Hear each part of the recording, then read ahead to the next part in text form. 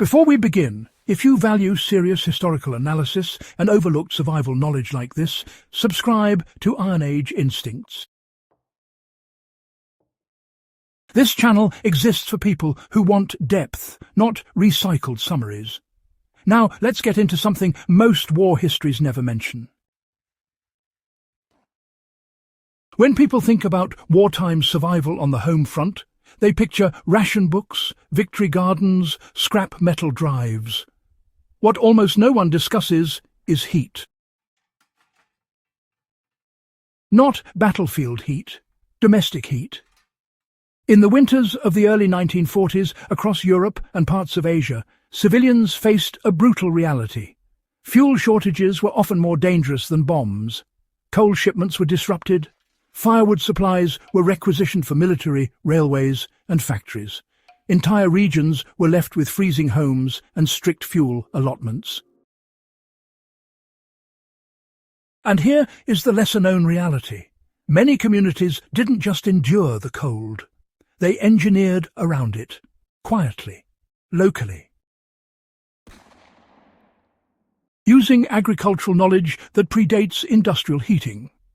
One of the most effective methods was what we now call the hay heat stack, or more precisely, controlled hay compost heating used as a passive thermal source. It required no extra firewood.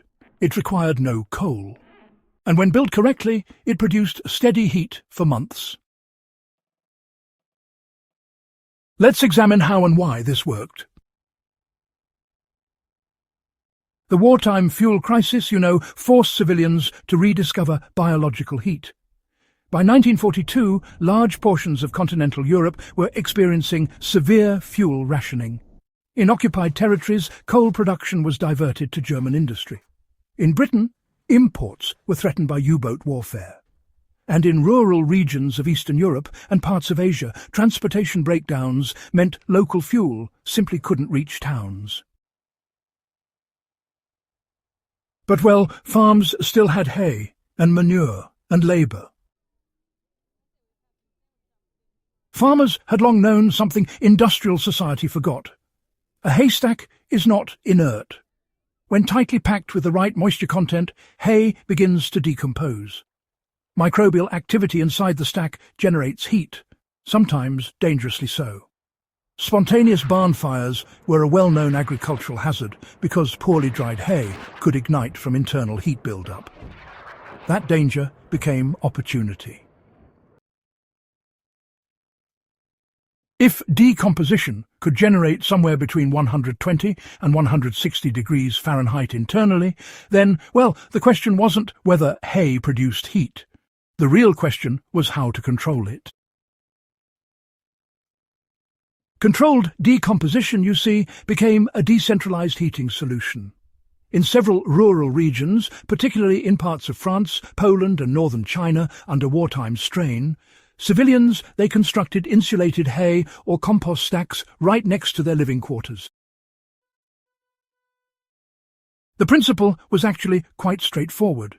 First, fresh hay or straw was layered with manure and just slightly damp organic material. Second, the stack was built large, often 6 to 10 feet tall, to create enough mass. Third, airflow was limited but not completely eliminated. And fourth, the structure was insulated with earth, sod, or extra straw. Within just a few days, microbial thermophilic bacteria began breaking down the organic material. As they metabolized cellulose and nitrogen-rich compounds, they generated quite a bit of heat. When constructed properly, the core temperature stabilized somewhere between 130 and 150 degrees Fahrenheit. This heat, didn't require any tending. It didn't consume wood either. And unlike a fire, it produced absolutely no smoke signature, which was a non-trivial advantage in wartime. There were actually several variations of the method. In some instances, the compost stack was built directly against an exterior stone or brick wall. The thermal mass would absorb heat slowly and then radiate it inward over time. This approach was passive and, low risk. The result wasn't tropical warmth. It was, well, something more important.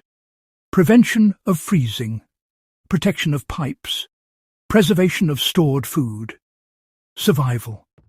This method reduced dependence on scarce firewood.